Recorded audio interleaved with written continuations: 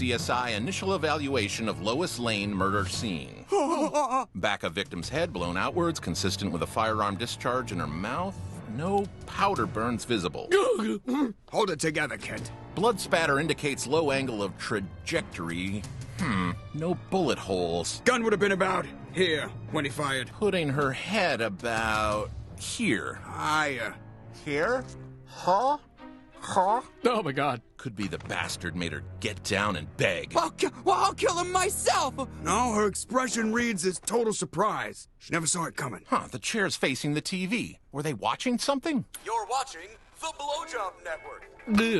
Huh, is the Blowjob Network on Comcast? Just asking for a friend. Any neighbor testimony? The old lady across the hall said she heard someone yell, "Here comes a super load," followed by a noise she described as, quote, bear screaming into a megaphone, and then a cry of, quote, "Oh my God, I've killed her." I don't know. Call me crazy, but I think she might have been giving Thor a hand job. That cheating bitch! She blew me in this chair just last night! Yoink! Hello, Comcast? Does my extended digital package cover the Blowjob Network?